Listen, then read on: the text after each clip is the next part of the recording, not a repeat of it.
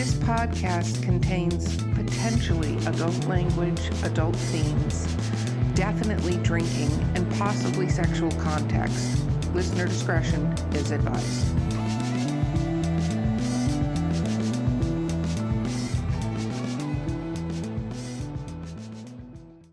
Okay, this is Drinking with Authors, the Literary Briefs edition, where I would hope we were definitely drunk, but I already know our guest today is not drunk nearly enough to be drunk on this part, but I have. So I'm your host, Erica Lance. My co-host today is, because she will never announce herself properly, J.M. Paquette.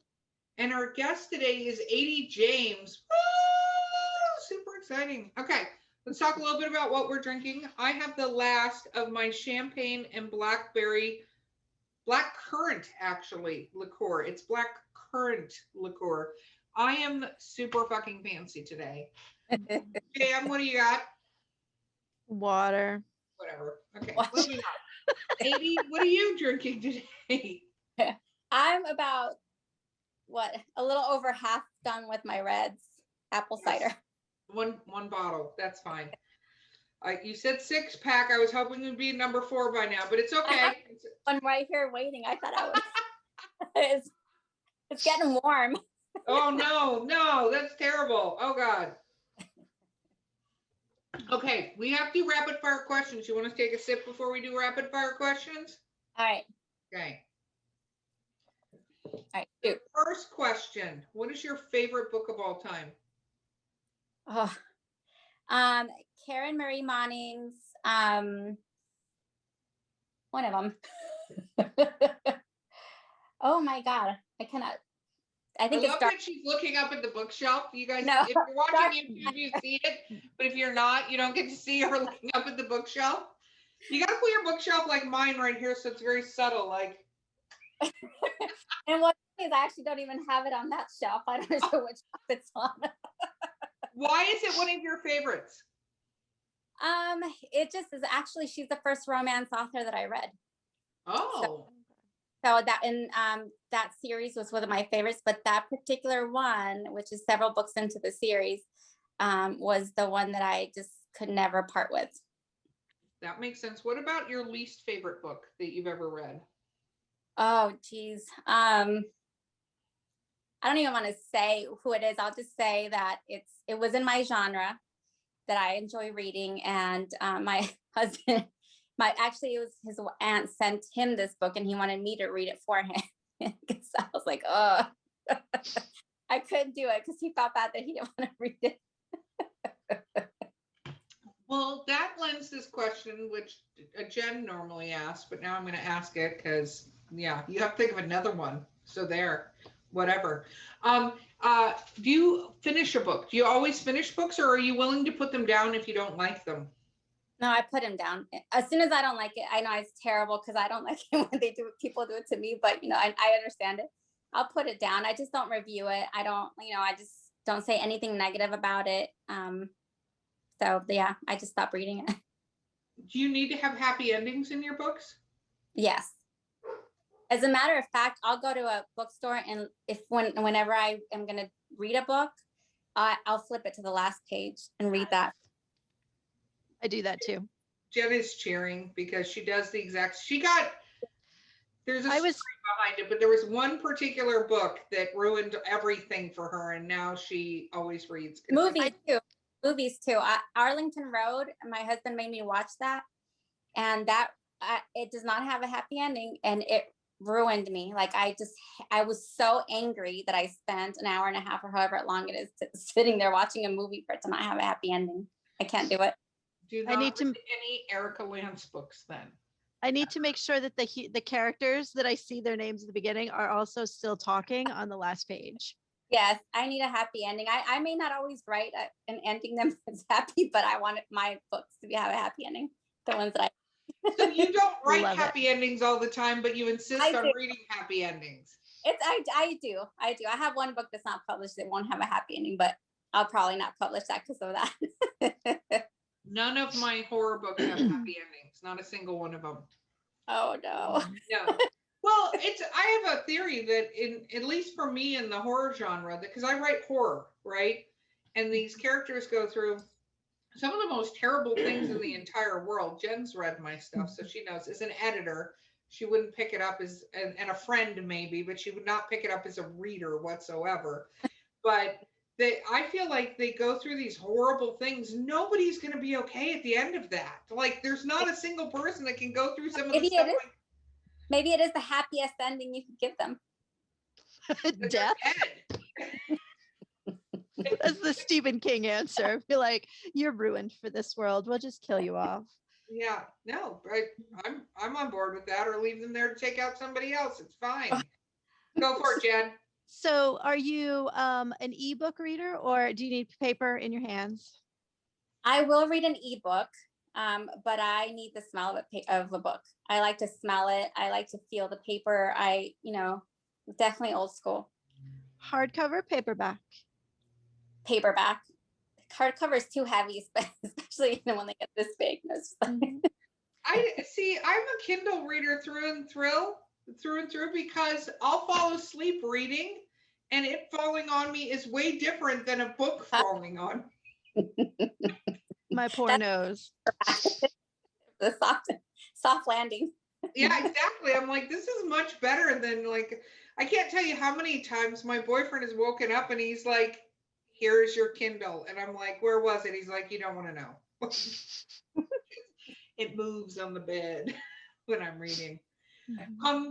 So we talked in the last thing that you're more of a pantser than really a plotter, but oh my goodness, I just lost my question. It's fine. It's coming back. Oh yes.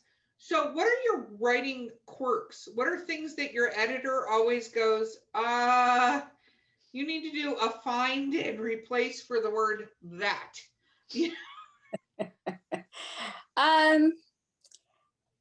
I don't know if there's anything that she probably would say the complete opposite. Probably just fixes it.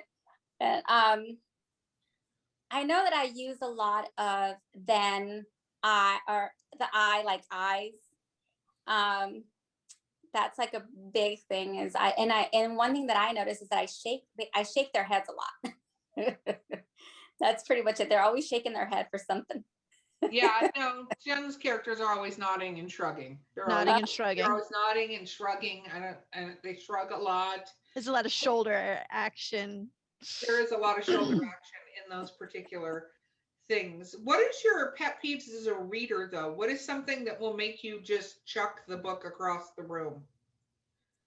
I don't like, I have read it, but I don't really like heroines that are perceived to be weak. I don't know if the word is weak, but I like them even if if they're in a position of being victimized. I don't like them to necessarily be victims.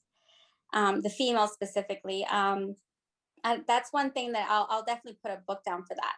Like it just starts to kind of get on me, like where, just because you're in a bad position where you might be vulnerable doesn't mean that you need to be, that the woman herself needs to be that way. Like to me, I like strong females, whether or not they're, brought down by something, they have to somehow be strong. And that's one of my biggest pet peeves as far as like, especially in romance, that I will definitely like be like, because even like if it's like a poorly edited book, it's got to be like seriously poorly edited for me to not want to finish it if it's a good story. Well, you're super nice. No, it's true. Jen will do the same thing. I get mad. It doesn't take much to get an editor to edit the book. Not that there aren't some bad editors out there, but when I see people publish and they have a good story and I keep getting pushed kind of out of the story because of things that they did in that, it's super irritating to me. Like it's a pet peeve of mine because I'm like, I understand you have a voice and everything, but I'm not going to buy book 2 or whatever it is because you pushed me out of the story so many times. Yeah. Because you said was 5,000 times or wound, but that's a whole other topic. Or I, or shrug. Yeah, or they said, like we were reading a book that we found that was really funny. A couple people recommended it to us, but everybody said, Like every line that had dialogue had the word said. She said, he said, they said, he said. And I'm like, this is just, and I was reading it out loud to Jen and a couple other people, and it was irritating me reading it out loud with the word said. I'm like, there's so Yeah. many different things you Yeah. can do. It's Why very not Hemingway. just said? But then I've also read books where they never use said, and people are always exclaiming, extorting, querying, questioning, muttering. I'm like, too many words. Said is okay, just not for every line. Yeah, it does. I have noticed that in certain books, and I do feel, I try to be conscious, at least when I do it, to like remove some of that and just kind of have it be an action. Mhm. Because it does like kind of throw me a little bit. I mean, I'll still keep reading it, but but I'll just be like, too. that's very repetitive.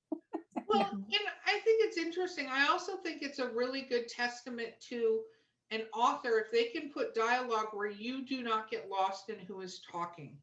Mm-hmm. You know, I Yeah. think that's a skill, and I think that's a skill authors. Look, I'm about to pontificate for a second here. I think that's a skill authors should work on is being able to have dialogue and not have to have something explaining the dialogue. I'm not even using the right terms. Jen's the PhD in English literature, but if you can do it in such a way you can follow the conversation and know who's having the conversation, Mm-hmm. I think that's a brilliant skill. What is the technical term for that, Jen? You mean like tagging, where you have the he said, she said, so you don't have to count lines? Yeah, like you can just tell who's talking throughout the thing without the Yeah. he said or he exclaimed or he shrugged or he, Yeah, you know those what I are mean? they're tags, dialogue tags. Okay. See, I knew there was a technical term that I didn't know because I am not a PhD in English literature. I am a PhD in awesomeness. So, so Mhm. when let's talk about reviews. We touched on it briefly in the last podcast, but do you write reviews?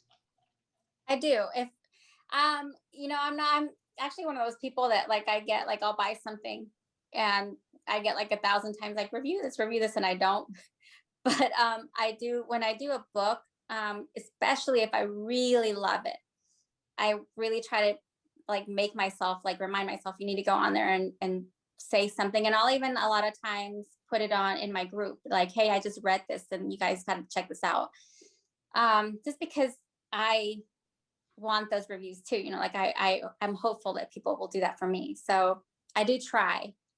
But if I didn't enjoy it, I don't mention it ever in any way. Have you ever written to an author about their book, something that you found? Mhm. I'll send like I said, if I really, really enjoy it, I'll shoot an email or a message if like on Facebook or whatever. Just to let them know how much I like their book, just because to me it feels so good, when I hear that. So I try to. No, I think it's important. What's interesting about reviews is I actually guilted myself into writing more reviews because I realized I utilize them on a lot of stuff to determine whether or not I want to purchase, not books. I actually don't read reviews for books ever because I find that it's so subjective Mm-hmm. on the person, unless it's a book about like a nonfiction book where I'm trying to get a book about a certain topic and I want to know how in detail that book goes on a topic, normally something that you're trying to learn. Like, does it actually explain what I need to know? Because you can't always tell from the cover. And so I'll read reviews on that. But book reviews, I don't, because I generally find, does the blurb or whatever interest me? Has it sucked me in? Does it sound like something I want to read? I'll read that book then. You know what I mean?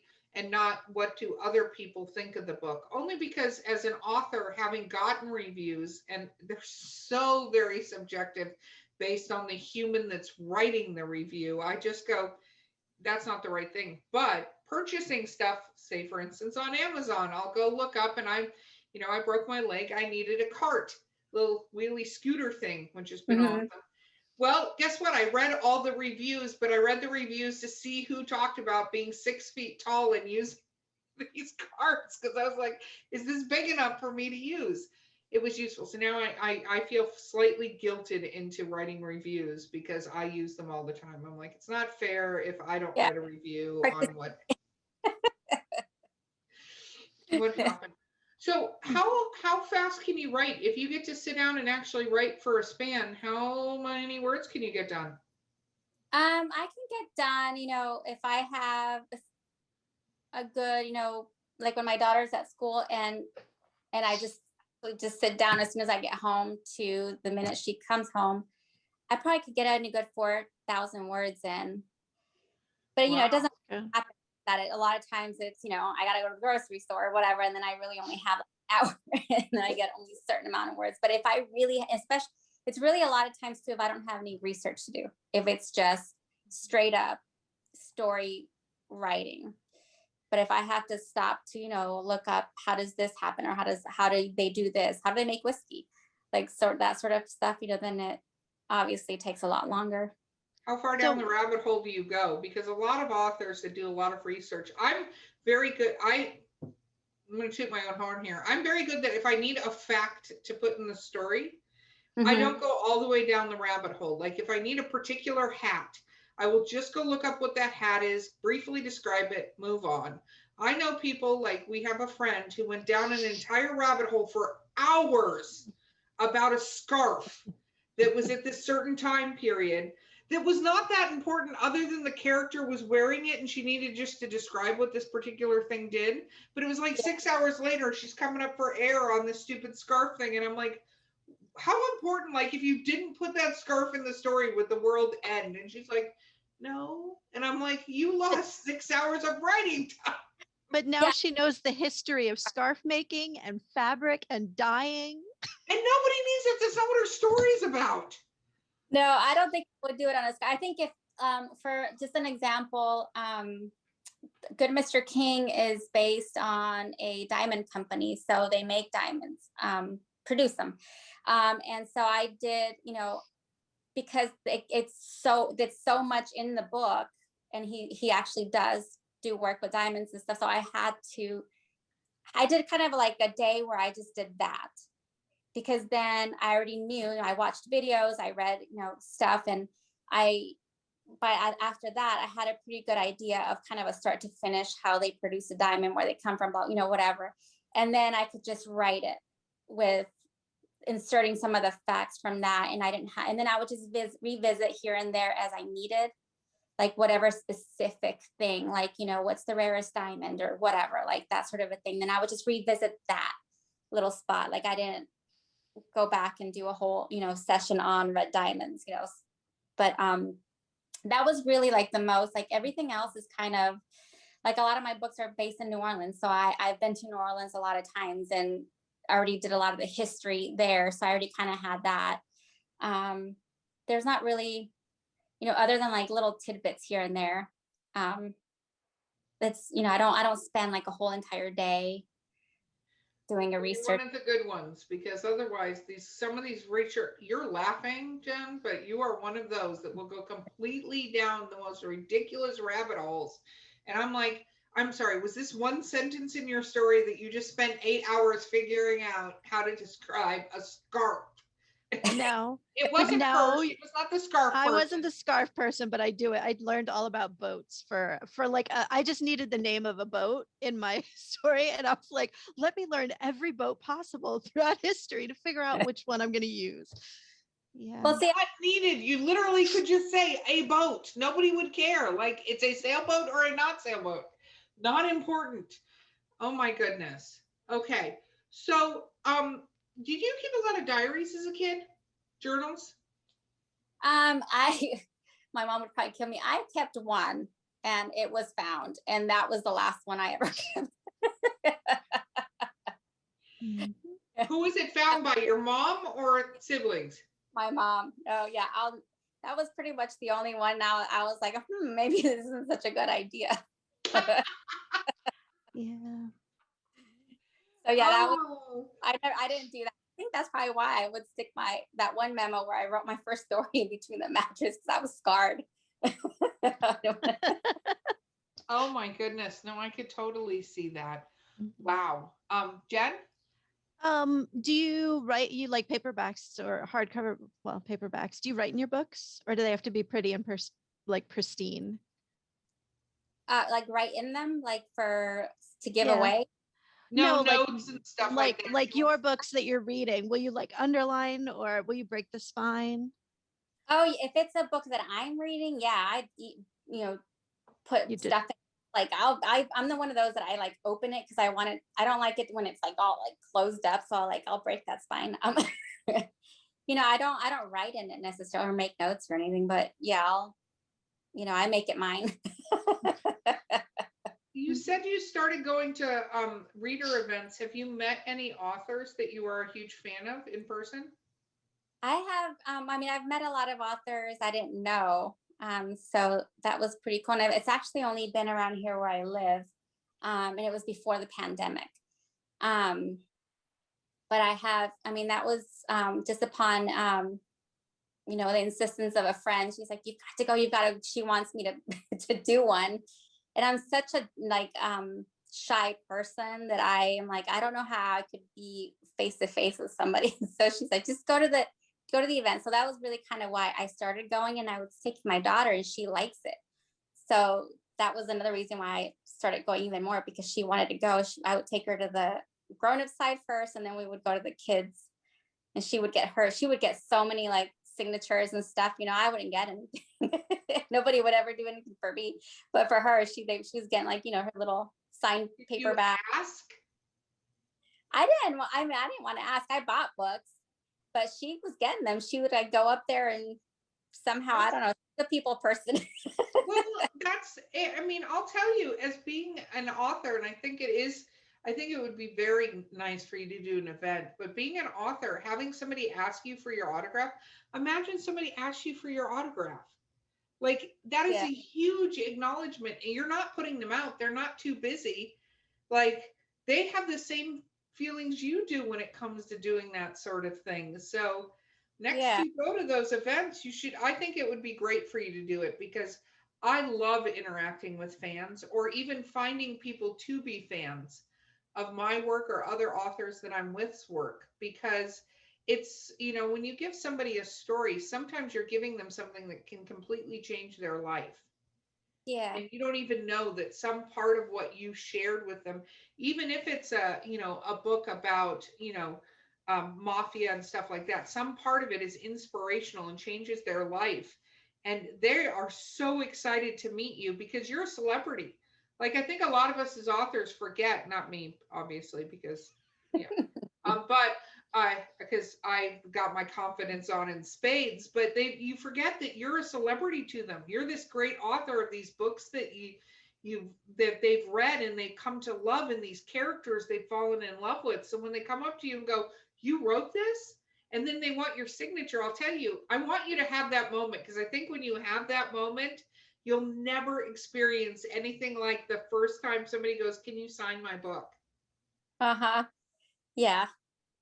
Yeah, I'll keep you posted on when I build up the courage. I'm going to get with Barbie. I'm going to make her put you out at an event. That's okay. I got sneaky ways to make this happen. Anyway, oh my goodness, it's almost time. Okay, so we're going to ask again, because I like asking that. You gave some advice on the last podcast, but what other advice would you give authors? What other advice? I would say read a lot. Join some groups like the Alessandra, where you can ask questions and about how to do certain things that you might get not know how to, even that you wouldn't even think about in advertising or in publishing or whatever, and for support. And I think that's it. I don't know that I have anything else that's super wise. I think you do. We'll just have to pull it out of you eventually. So your latest book that was released is The King of Bourbon Street. The King of Bourbon Street. And the sequel that's coming out is Queen of Deceit. And when is that releasing? That's releasing May 29th. What? May 29th. That's super exciting. What's coming up after that? The Mafia series, right? Cartel. The Cartel series. Sorry. I've had a lot of champagne. The Cartel series. When is that releasing? I don't know yet when that's releasing, but the first book will be Devil's Den. And it's definitely be very dark, very sexy. So, they're all very sexy. All very sexy, very dark, Very- definitely for 7-year-olds. Just kidding. That's Yes. totally a Yeah, joke. Don't do don't let your kids read this. that. That is awesome. Or Okay. your only just you. I love that you bring your kid to these events that actually spark so much joy. So how do people find you? www.aidejaimes.com or 80s Book Affairs on Facebook. Awesome. You have been so much fun and so amazing. Thank you for being on our This was podcast. fun. Thank you for having me. Absolutely. I know you've been very shy and nervous through this, but you've done awesome and amazing. It's good. Okay. Okay, so this has been Drinking with Authors, the Literary Briefs edition. I've been your host, Erica Lance. My co-host has been J.M. Paquette. I was going to say it. what? I was going to say co-host J.M. Paquette. I can do it again. I've been your host, Erica Lance. And I've been your co-host J.M. Paquette. Oh, people are going to think you're such a dork. Our guest has been am. Aidèe Jaimes, and we will see you next time.